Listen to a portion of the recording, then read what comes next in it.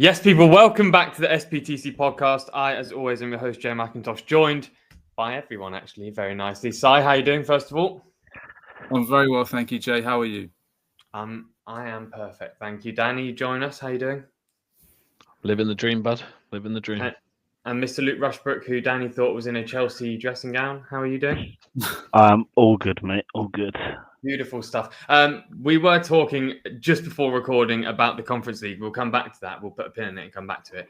I wanted to actually get your boys' thoughts on the debate as to whether Chelsea fans should be supporting Manchester United or Tottenham during last night's Europa League final that saw Tottenham finally win a trophy, which I think is genuinely hilarious. Si, I'll come to you first. Did you watch the game? Did you care who won? I will highlight now, the thing that made me smile the most was I totally forgot Timo Werner's there. So congrats to him on another European trophy, getting amongst it. So you'd love to see it. Did you have any thoughts, Si? I watched the first half. I was playing last night at 9 o'clock, so I dipped out. But to be honest, I was watching it, but it was one of them where I was trying to watch it, but I just kept getting distracted because it was so boring. So yeah, it lost my interest very quick. Obviously, two really poor teams trying to. I mean, Tottenham in the second half didn't have one shot on target; had like 20% possession. So I think I missed a single chance. So I missed an even worse second half. So yeah, I think it was as expected. But no, I mean, I don't understand why that's a debate. It's always going to be, surely it's always going to be Tottenham. We don't want Tottenham to win anything. I don't understand why it's a debate. Danny? See, it was the lesser of two evils. It didn't really matter. I didn't want any of them to win. If they could somehow both have lost yesterday, I would have gone for that. My only thoughts on it, if you take the fan side out of things, Tottenham will just still be Tottenham. They're not going to spend the Champions League money particularly well. They'll probably keep Ange because he's won a trophy for the first time, and they'll still be shit in the league. So my only concern was with United's winning the Conference League, winning the Europa League and getting Champions League, is they'll probably use the money better and could get back towards the top easier. And I even saw a report earlier come out that now they don't have Champions League money. They're going to have sub 100 million to spend this transfer window, and they're about to complete Cunha for 62 million. So they've got like 40 million left to spend outside of sales. So my thoughts was always that outside of the fan stuff, maybe for Chelsea longer term, maybe United not winning would have been better.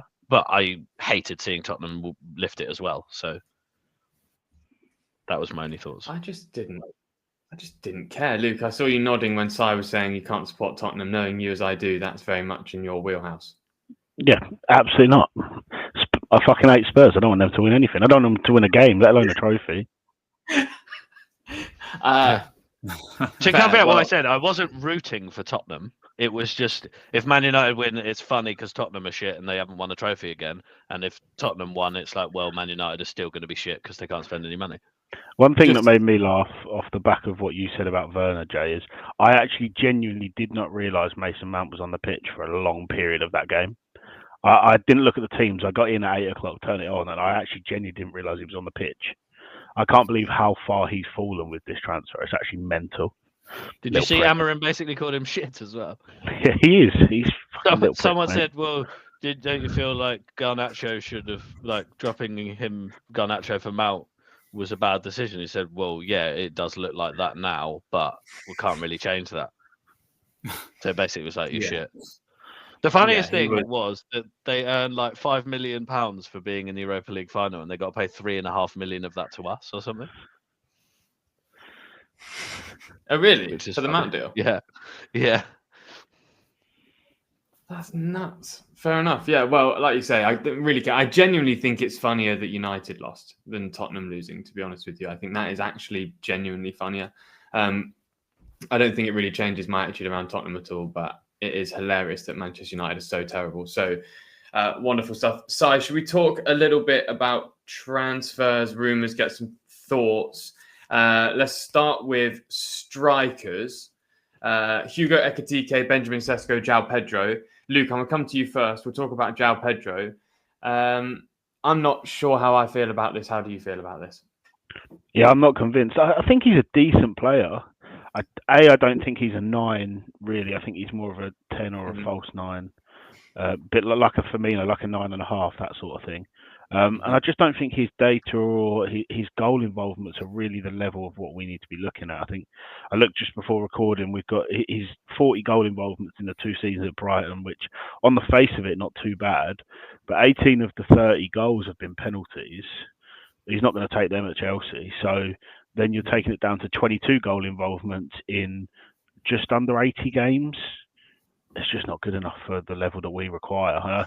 I think he'll do well somewhere, but I just don't think he suits what we require right now. Danny, do you feel the same? To play devil advocate to you, because Luke, you're quite an advocate of Liam Delap. Liam Delap's got 12 goals and like 5 of those are penalties. Is that statistically correct? Because if it is, then I'm probably wrong. I don't know. I just think eye test wise, I prefer Delap. But again, Delap's not what we need either. I don't think either of them are what we require. Yeah, fair. As a second striker, maybe. Yeah, but yeah, I just think and Delap's more of a 9 than Pedro as well. Pedro's more, like I said, more like a sort of a hybrid 10 and 9. I think Delap is more of he can lead you a line. All right, he's not a 20 goal a season striker just yet, but to be honest, I probably wouldn't sign either of them if we were only signing one striker anyway. Yeah, no, that's fine. I quite like Pedro, but where does he go? No, I agree with Luke that he's probably more of a 10 than a 9 for sure. Yeah, I suppose so. Yeah, I definitely don't think he's worth the money, and I agree. He would probably be way better off somewhere else. Actually, do you know what I did want to ask? This is a complete tangential throw out, so I'll come to you first. I saw some chat on the timeline about Christian Romero, the Spurs centre back. Would you take him at Chelsea? Yeah, I think I probably would. Yeah. Yeah, I think he's a good player. I don't think. Yeah. I think like he would tick a lot of the boxes that we need. Definitely. Yeah. I would take him if the price was right. Yeah, I loved how far he was last night. I thought that was great stuff, to be honest with you. I would have definitely taken that in a Chelsea shirt. Luke, what do you think on that? Just a quick one.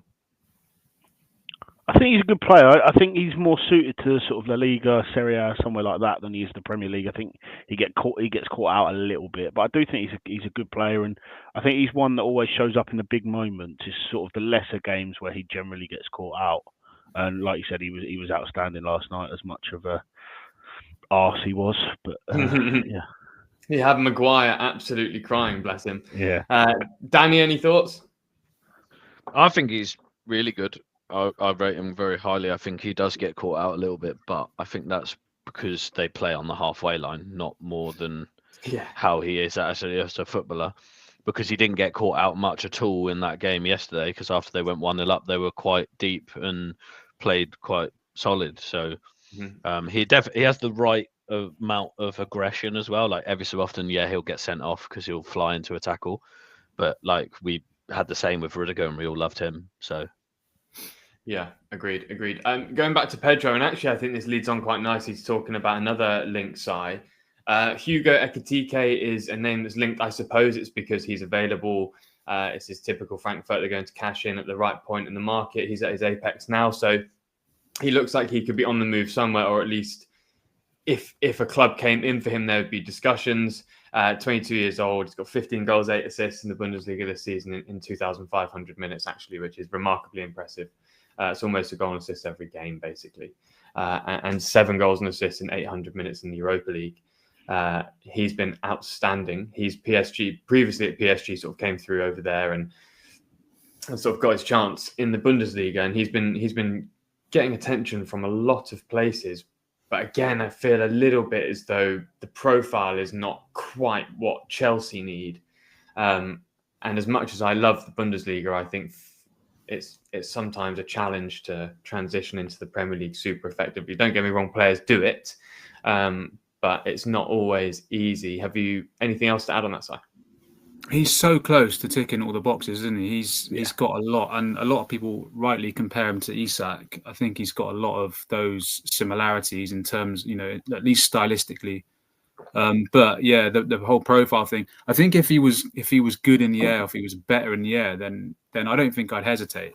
I think he's a really good striker, but he just isn't quite exactly what we need. I think if he comes in along with maybe a Delap, who would obviously be a lot cheaper, 30 million release clause, then I think it would make a lot more sense because you've got two different profiles there. Delap obviously needs to improve in the air as well, but I think he can improve in the air. I think he's got that physicality and he's got the height to improve. But Ekitike's got height as well. So, he's a young player. Players can get coached. They can get trained. So maybe he can improve in that department as well. But we definitely need it with the amount of crosses we put in at the moment. Unless they're going to change that next season or change the coach. Then, that's what we need to add. Unless a different coach comes in and is not going to cross it as much. Yeah, I mean, Ekitike, in terms of winning the ball in the air, is like just distinctly average. I think it's like two aerial duels or whatever he wins per game, which is like absolutely standard average for his sort of position.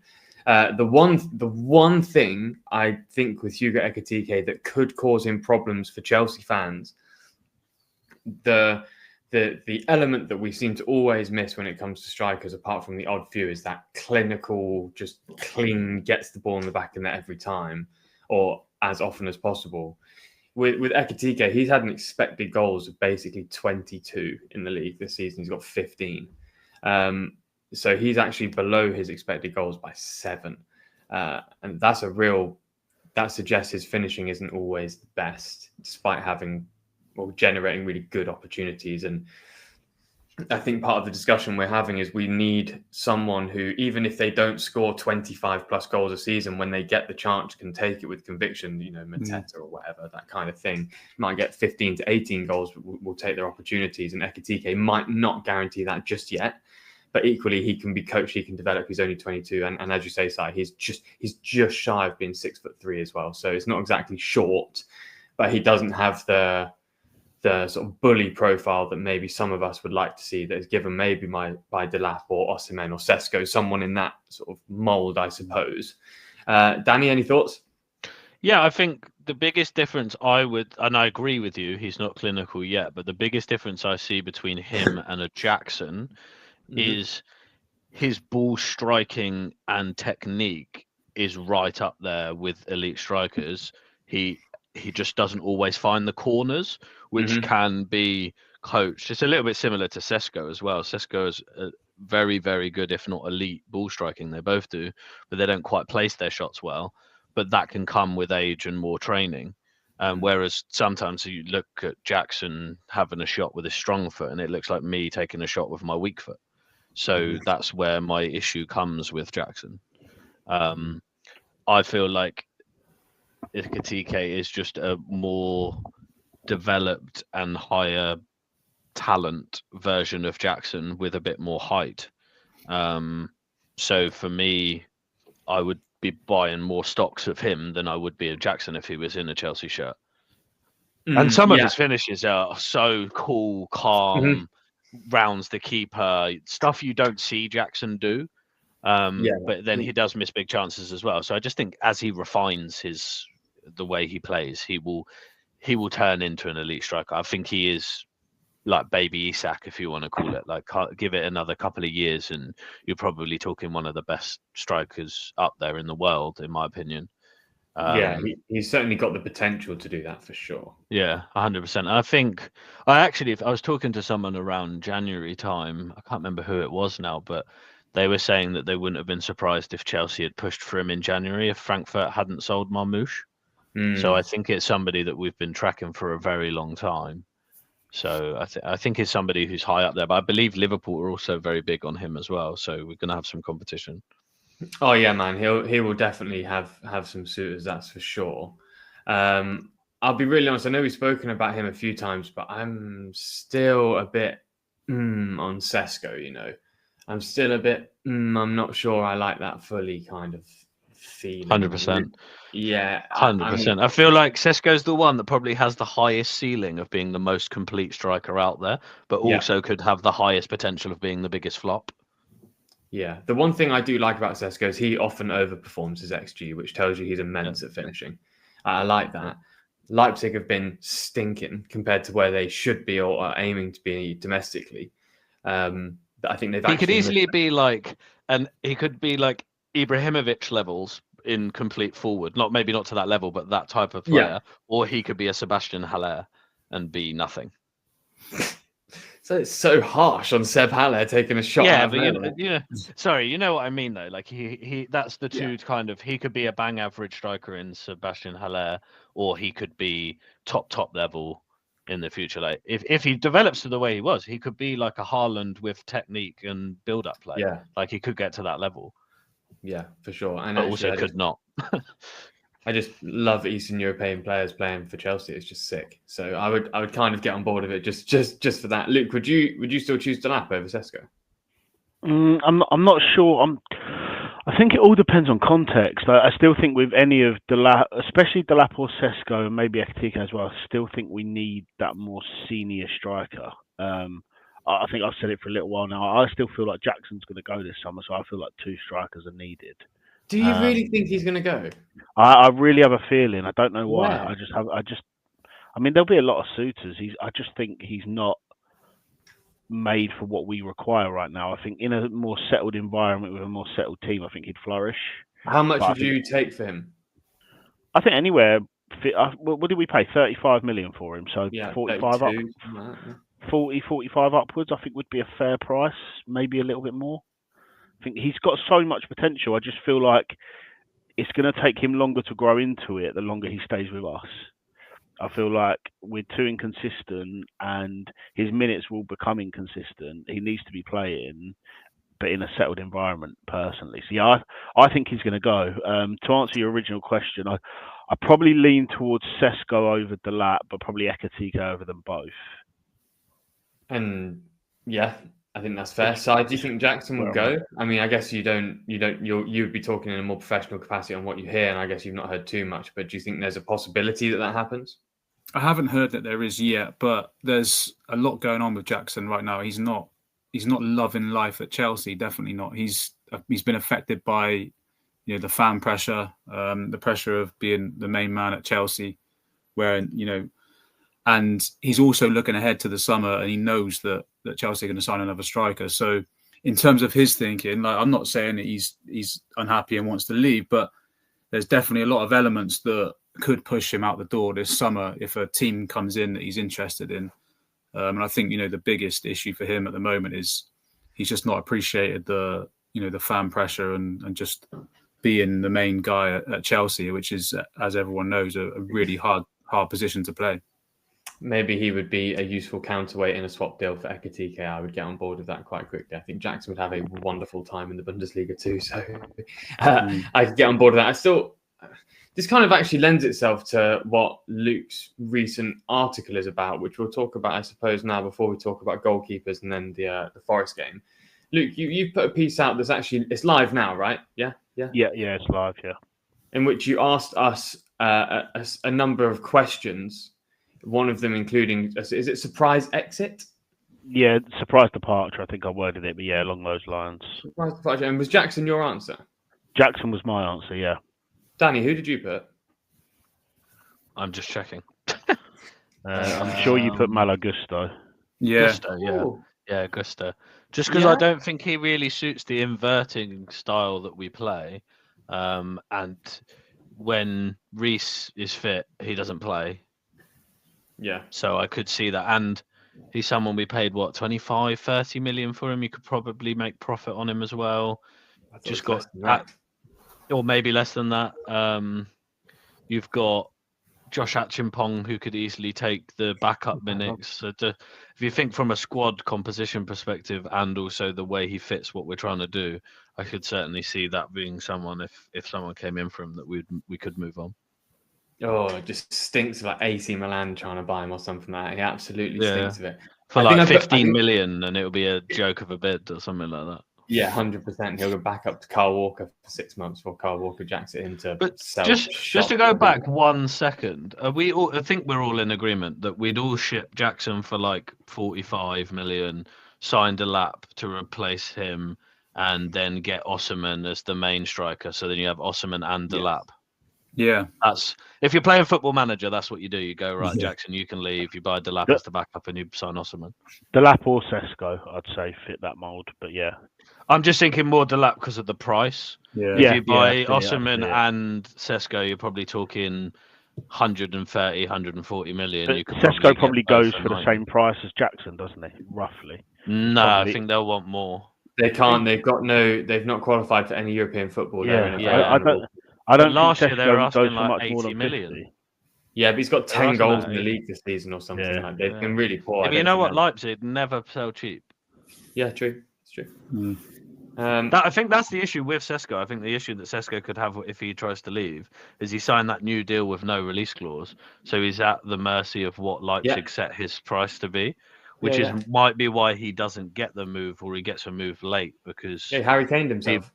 100%. I think it was stupid. I said it at the time when he signed the new deal. It was like you'd be going right. I'll sign a new deal, stay for another year, but I want a release clause of 60 million. Otherwise, I'm going this summer. Thing is, you could get Osman and Delap for net 45 mil. If you sell Jackson for 50, Osman's release clause is like what 65-ish.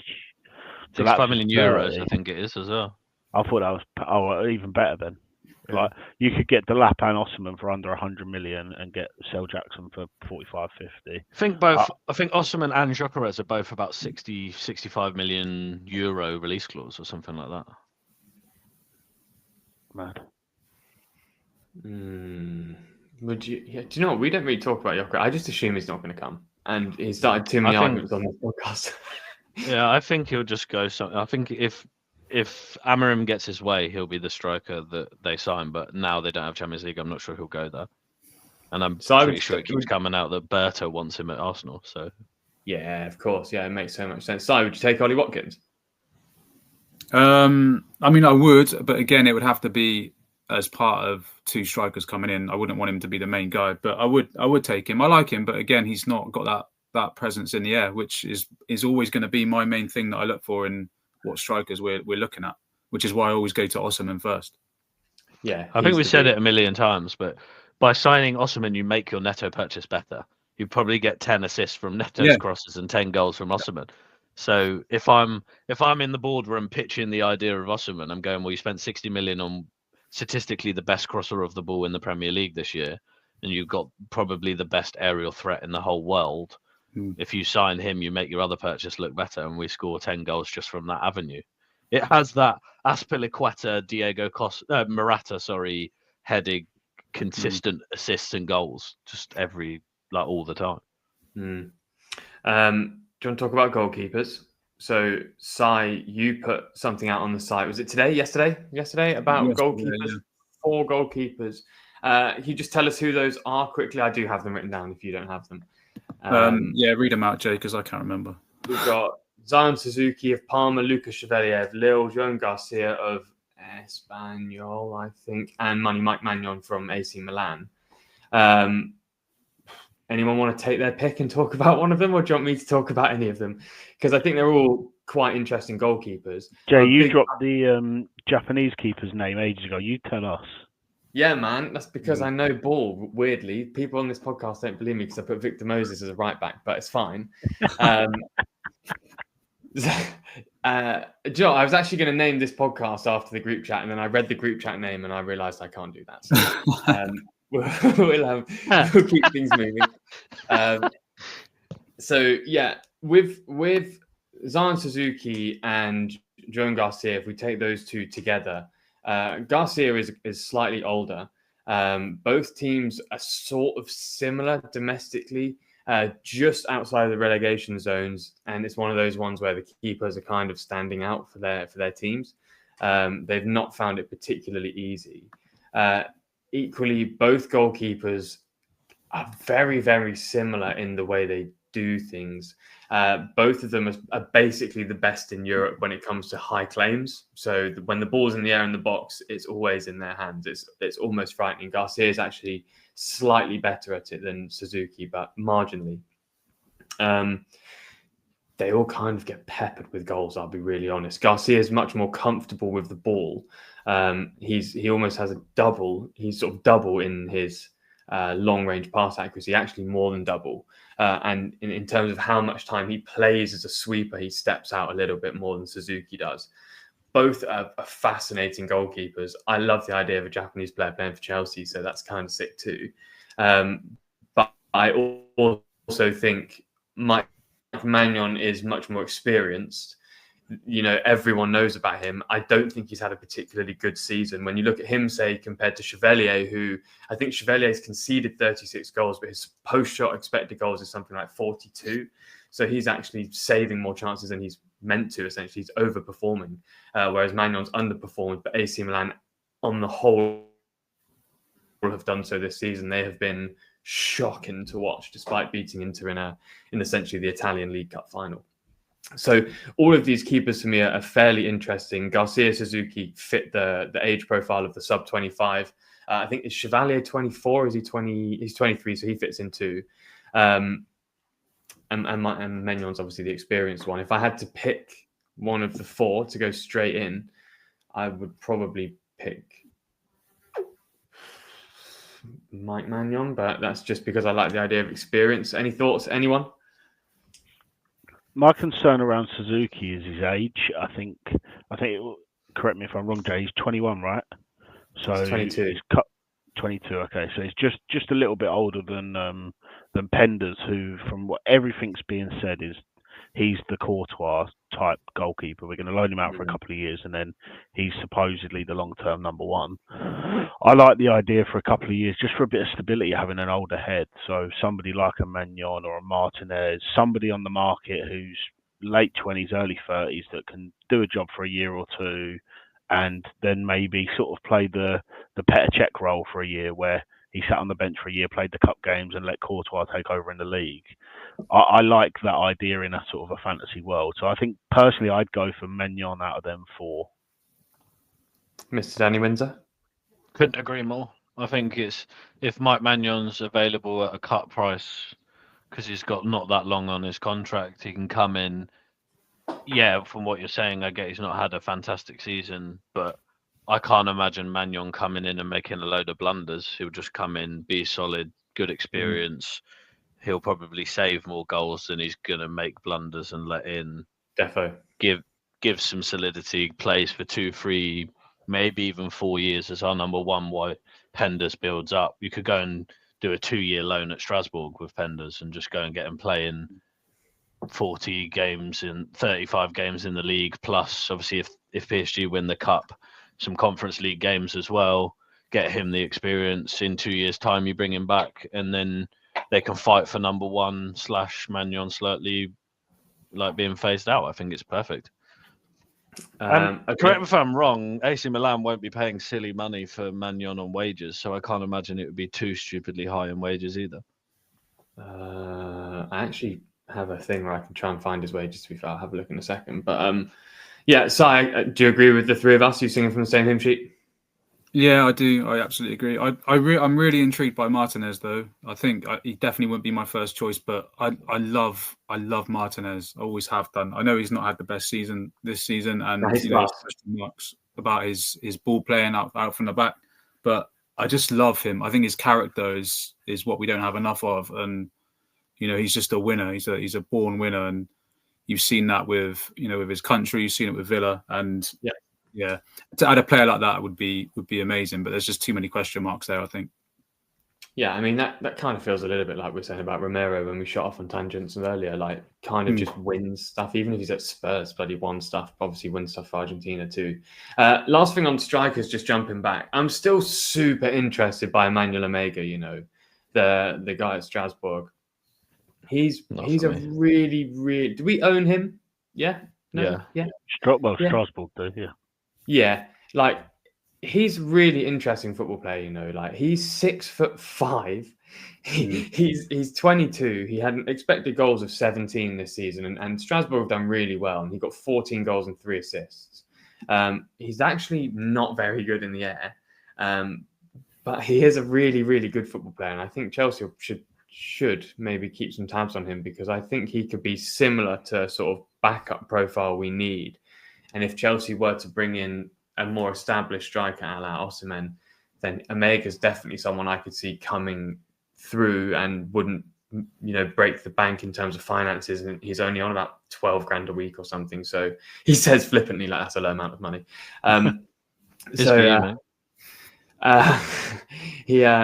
shut up.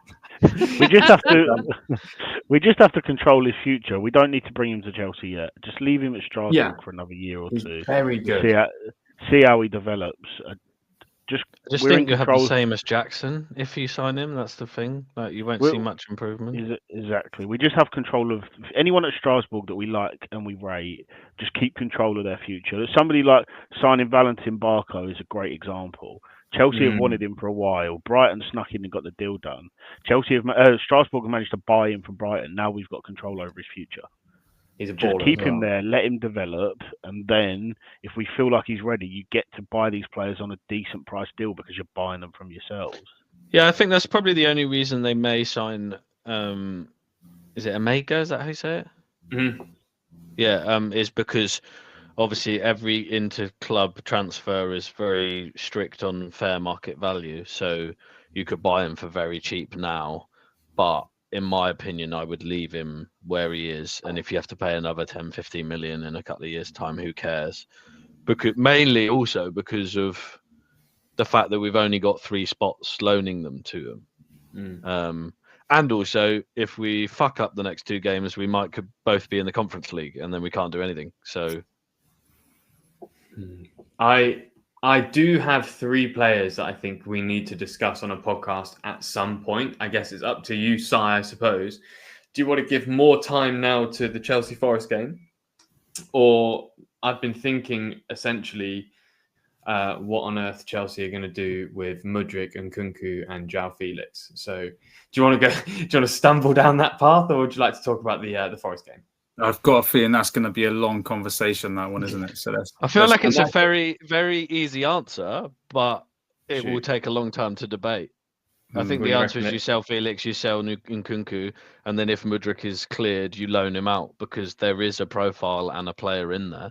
It's just you need him to develop. It's just Chelsea have to sell so many players, I actually sit there and mate, we've got about 15 that you need to sell, and then there's probably 10 other ones that you could sell. Do you think Chelsea will accept cut prices in order to get rid of quantity? Luke, you're nodding, yeah. On wages ones, yes. So I wouldn't be surprised if a Carney, a Chilwell, those type of people, they would sell to get the wages off the book at a cut price, but they won't on others. I don't know. That's one thing I think they've actually been very good at throughout their tenure so far, is accepting when they've made a wrong transfer and letting them go on a cut price deal. So I don't think there'll be an issue as long as they're suitors. That's the main thing.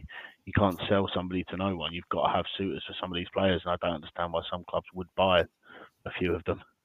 Oh, there will definitely be suitors. I also think Saudi's going to have a big summer as well. There's been a lot of media briefing. Get Todd Bowley back on the flight. Get him out there. Tell him to bring Koulibaly back. Yeah, I do think that on the not selling at a cut price, they will look at it in the same way as they looked at Disasi and Vega and people like that. That actually, by loaning them out, getting the team to cover their wages and taking a smallish loan fee of a few £1 million, you basically just pay for the book value for the year. And then if you sell them in the summer, you can make more profit. Because Disasi was something like £4 or £5 million in loan fees plus wages covered. That pays for his book value for this year easily. And then if you sell him, you just make more profit in the summer. So I think they will keep some, and others that are on the higher wages, they might take a cut price deal. They might take a cut price deal on Carney to get Gittins if that's who they go for.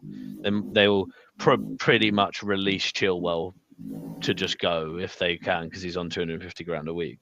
In Nkunku, they may take a slight hit on because of big wages, but then Felix they might be quite strict on because he's on not a lot of money.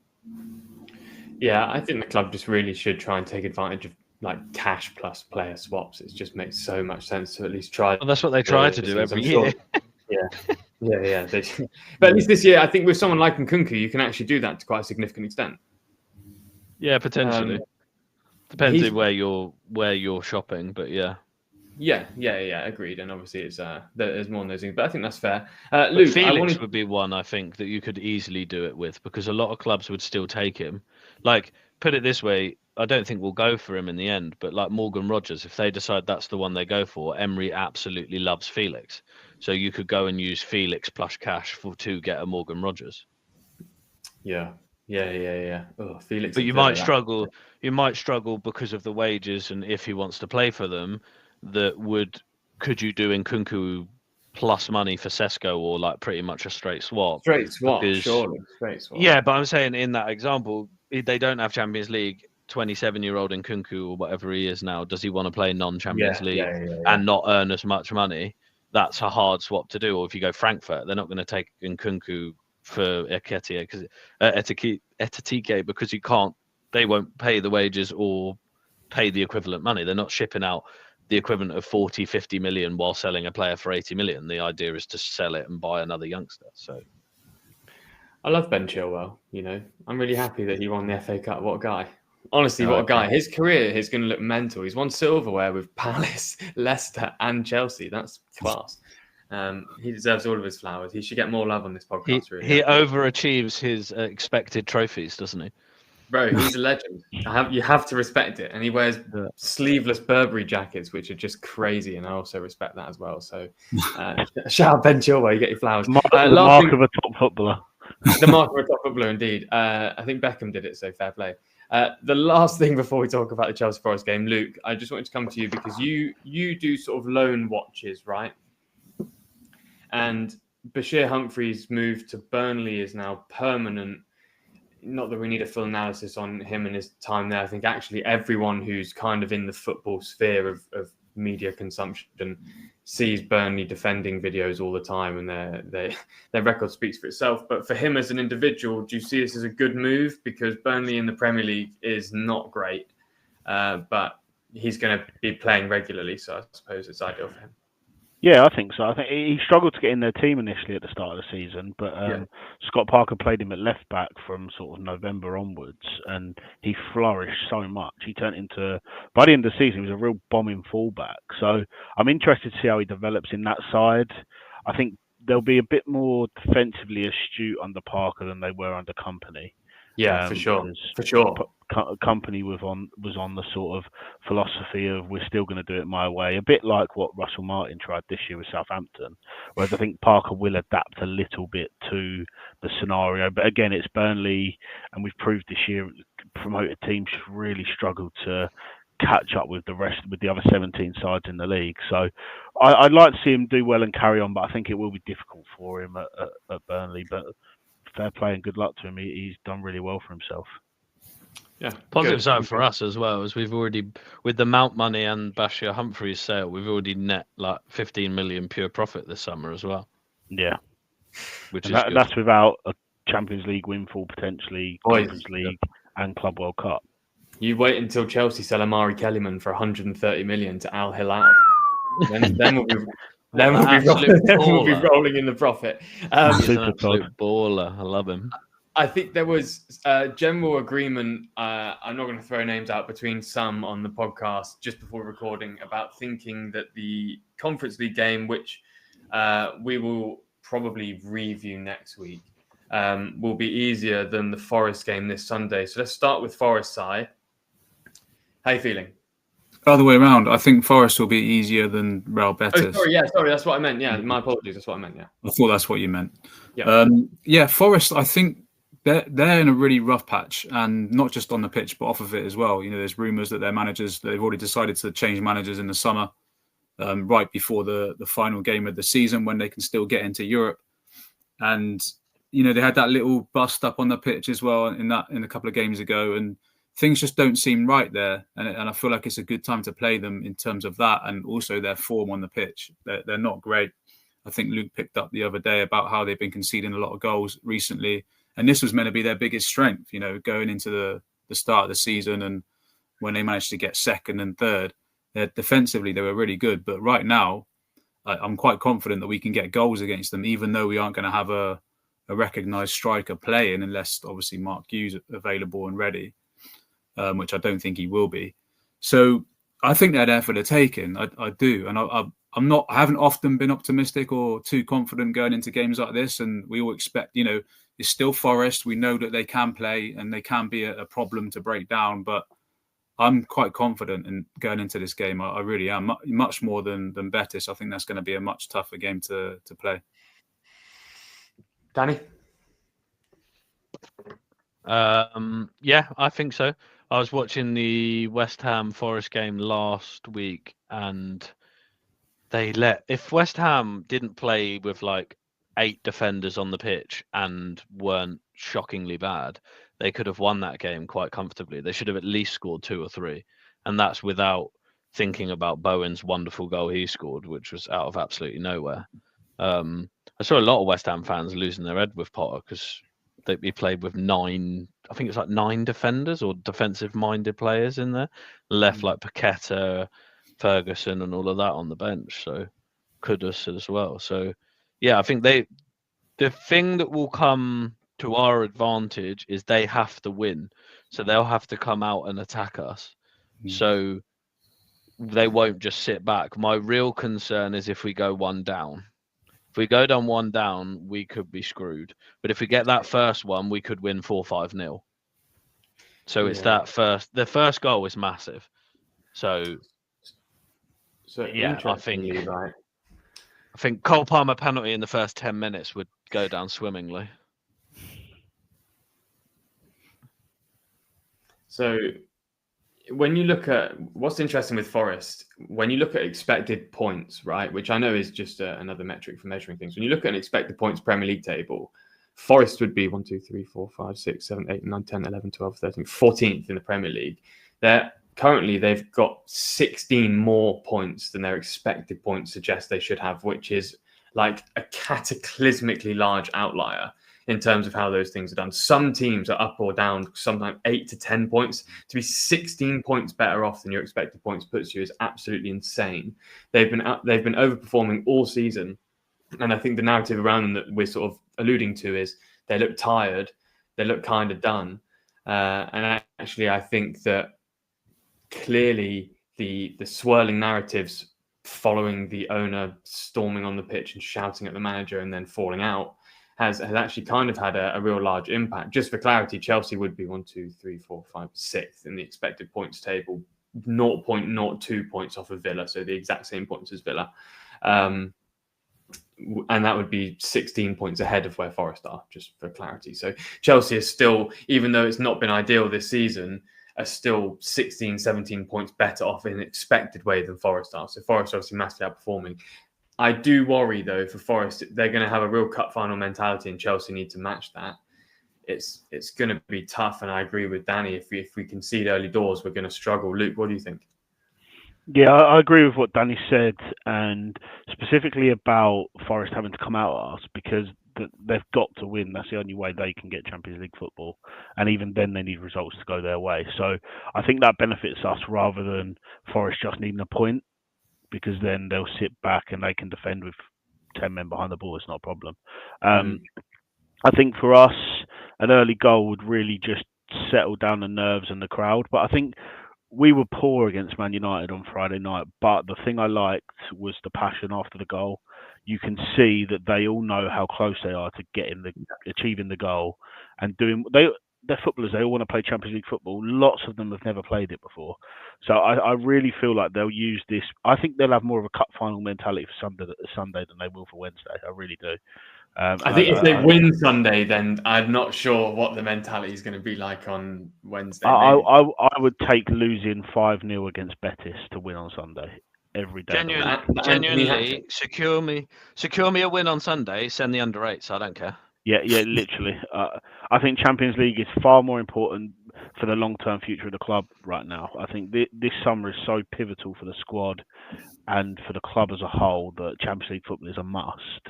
So go out and do it. I still think there's so many twists and turns in this race that it's not just about us winning. Obviously, if we do it, it's done, it's gone. But I do think other teams will slip, and there will be so many up and down moments during that sort of 4 to 6 o'clock period on Sunday. Yeah, live table is going to be nuts. Yeah. And actually looking at looking at the Europa League final, clearly shit teams in England still can do all right in Europe. So I think Chelsea might be okay, at least against maybe a third or 2/3 of the teams in the Champions League, maybe. But I do Si, worry that if we lose Sunday, what we're going to be like on the Wednesday. Like we could be a really nervous team that just doesn't really compete very well because we've just had the big letdown of not getting Champions League. Yeah, Chelsea are in a sort of diet version of the Inter Milan paradox at the moment, where Inter are 1 point behind Napoli. They both Napoli and Inter play at the same time this weekend, and also Inter have a Champions League final, so they can lose everything or win everything depending on how things go. And Chelsea are kind of in a similar boat, albeit not to the same extent, because not that last 10 minutes in the Serie A was nuts. Because I think Inter scored and then it got ruled out, and at the same, and then while the VAR was happening for the ruling out of the goal, Napoli got given a penalty, and it was at VAR to see if it was going to stay, and it was like, it was crazy. It went from 1 minute that if Napoli got the penalty and scored it, then they'd won the Scudetto, to then Inter Milan have stole it and going into the lead, and then actually they both drew and they're exactly where they were. It was crazy. Yeah. Do you see the images of Inzaghi and the Lazio manager whose name Vincenzo Italiano? No, not him. He's a Bologna coach. The Lazio manager both got red carded, and they've just stood next to each other, fuming, trying to watch the game. Absolutely great scenes. Right, return to Chelsea. Si, are you brave enough to tell me who you want to see in the starting 11 and a score prediction? For Forest, yeah? Yes, please, sir. Yeah, I'm impressed that it lasted 45 minutes before you mentioned Inter Milan, by the way. That's impressive. And for the people who are wondering about what the group chat name is, it involves Jay and Inter Milan. I'll let you fill in the blanks. Bless him. So I've put my formation prediction out today for Forest, actually. It will be out now. I would like to see, I don't know if everyone would agree with this, but I'd like to see Fernandes starting with Caicedo and Lavia, and then just put Cole Palmer in the false nine. I know it's not ideal, it never is, and then start Neto over on the right, and then Madueke on the left, and then the back four. I think the only big decision there is: are you going to go with Chalobah or are you going to go with Tosin? I think purely because Tosin was so good against United, he handled Højlund really well. I think I would start him. Brother, I could handle Højlund well. That guy's absolutely terrible. Yeah, but aerially, Forest are a threat, and Tosin is really tall and probably our best in the air. So I think I would start him purely because of that and form as well. But midfield three, I think we have to get our best players on the pitch, and if we don't do that, then he's either going to drop Reece James or he's going to drop Lavia again. And I want both of them playing in the biggest game of the season so far. Because you have to have your best players, the difference makers on the pitch starting. I don't like Cole as a false nine. I don't think anyone does, but it's the best. It's going to have to be him or Neto, because Gu ain't going to be ready to start. He hasn't played for 3 months. And Nkunku, I don't want him starting either. So I think just put Cole there, let him roam, let him have a free role, let him drop in. And we've got enough there with the midfielders, the quality in midfield to control the game and create enough chances to win it. I like Mark Guiu. Can you imagine how great the narrative would be if he came on and scored a winner? That would just be mwah. I don't know what it is. I just love him for some reason. I don't know what it is. He's class. He's so good. Yeah. It's a shame that he hasn't come back a week or two early, because I think he'd have really actually stretched Forest so well.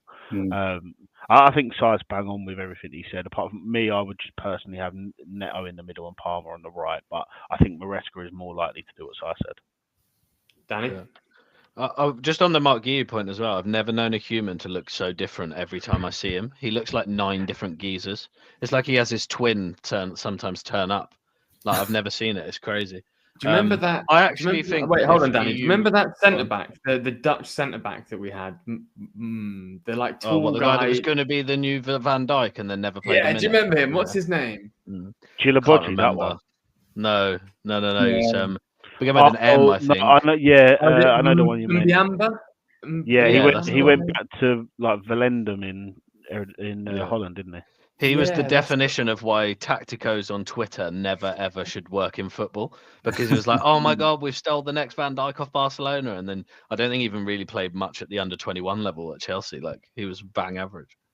Yeah. Anyway, sorry. I actually would say on Guiu, I actually think that if he was fit for the time that Jackson was out, and then also for that period, I think we'd actually be in a position where we probably say we actually only need one striker, and Guiu would be the backup, because I think he's very, very good. It's just such a shame for him that you're just starting to get shouts of people and all the fans saying we should start Guiu over Jackson, and then he does his his groin or something, and then he was out. But yeah, I mean, I completely agree with Sai. I said it before the Man United game. I want to see James, Lavia, Enzo, Caicedo all on the pitch together, and I would also add to that in the fact that I don't think any of the attackers bar Cole justify dropping Lavia or James. So by having a Neto, Palmer, Madueke or Sancho, one of the combination of those four on the pitch, is more than good enough with the rest of the players on it than saying, oh, we'll drop a James or a Lavia. Because Lavia could play a ball that sets up an attack. James could do what he did at the weekend and create a goal out of absolutely nothing. Whereas it's quite feasible that one of those four attackers drops an absolute stinker and doesn't do anything for the game. You know, I find a sort of deep sense of security in the fact that Marc Cucurella is playing. Don't know. Yeah. It just makes me feel good. I could so he has that Marcus see him Alonso vibe where he just scores a really important goal. Yeah, 100%. If he scored and the to only be honest, goal in the game... Sorry, go on. No, if he scored the only goal again, like he did against Man United, scored the winner last minute, like somehow towers over one of their... I'd rather it not be last minute, just for my health. Yeah, I think there'll be some interesting words said in the group chat if it's still 0-0 by the 88th minute before Cucurella scores. Well, as long as Villa have dropped points, then I'd be okay with that, to be honest. Just get the stuff going any which way. But I just feel like if you've got the talent of Reece James, Lavia, Caicedo, Enzo, all on the pitch, I mean, I don't know many midfields in the world that we wouldn't be able to control that battle with those three on the pitch. Yeah. You can have Lavia at the base. You get Caicedo to go and play more that Kante role where he can go and destroy wherever. You give even more freedom to Enzo Fernandez to be able to basically make up that fourth attacker. And we're all honest that Enzo's defensive side of things is where he lacks. So you can free him up completely. And you've got Reece James who could make something out of nothing, like could score the free kick that he did against England, can put an unbelievable cross in or hit that volley that nearly went in. Like, you have to have your best players on the pitch. And if he drops one of them, I'm going to be fuming on Sunday before we even start the game. Well, you can drive him to Rome, where he may be getting linked with quite heavily. We can. Please. That's where Chelsea players go to retire. So let's send them over there. Yeah. Okay, Si. Do you want to give a score prediction, Si? Yeah, I'm going to go. I'm feeling quite confident. I know it's away, and we're crap away this season, and also it's not just away; it's just outside of London. We've not won all year, not in London. Just to put that out there. Yeah, there is all that. I'm trying to, but I think we'll win 2-0. Do you? Yeah, that's big, Luke. I'm going to say 1-0. I think it'll be a one and done job, like the Man United game. Danny. Oh, I've got like two predictions, but I'll then give the one I'm actually going to go for. But if we concede first, we lose 1-0. If we score first, we're going to win like 3-4-0. But I'm going to go. Jeez. I'm going to go for a 3-0 win because I think we'll get a goal quite early. It's going to be one of those games where one of our attackers actually finishes a good chance that we didn't think they would score. Like, I'm not even saying Cole, because Cole has the ability to score a very low XG chance and you're not surprised. But you could see, like, I don't know, Neto scoring the goal he did against Fulham quite early, or Madueke having one of his chances that you just don't expect him to score and he rifles one in, or something like that. And then we score early. They have to come at us. They all get really nervous. The ground goes quiet, and then we go and spank them on the counter attack. That's the key. Keep the crowd quiet. Yeah. I anticipate it'll be another game where everybody on Twitter goes, they're not playing Enzo Maresca's tactics, because we'll just go and play like we did against Liverpool and we'll win that way, because we'll just let them come at us a little bit and hit them on the counter. And that's what we should do as well. I just got it in my head that the goal scorers are not going to be attackers. I think it'll either be Cucurella, Fernandez, or Caicedo, to be honest with you. Or Caicedo rocket. Bro, Just chip I'm that sails thinking more from of the a sort halfway of, line. I'm thinking more of a sort of dribbly volley from a bobbly corner is what I'm thinking, which I would 100% take. Sort Any which way. Yeah. You Chris saw the Wood Spurs going goal to last clear night. the ball and it bounces off the backside of Caicedo and just goes in or something like that. I'd Chris love Wood nothing outperformed his more. XG by 5. Yeah, Yeah, that's it's mental. I'd love nothing more than Hudson-Odoi to score an accidental own goal. Yeah. Oh, the Sancho versus Odoi beef on the pitch. You'd love to see it. Mm. Well, do you want to? I think the way we all feel about the coming 2 games is that obviously the Forest one is by far the priority, and if that's secured, we don't really care what happens on Wednesday. And if it's not secured, then I still don't know if I'll care that much about what happens on Wednesday, but maybe a little bit more. I think it's pointless doing predicted lineups or anything like that now, because we need to see how the weekend goes. But given we'll probably review the competition at length, and then maybe the week after we'll do a full season review and then look ahead to transfers, maybe a slightly longer roundtable. We'll go round reverse order, so Danny, Luke side, then myself again. So do you want to just do some score preds for the final, just because why not, Danny? I mean, finals are always really boring. There's never that many goals. So, like, my head says like a 2-1, 3-1 win against for Chelsea, but like finals never really go that way. So, like, probably like a 1-0 Chelsea. Yeah, I would have said the exact same thing, Luke.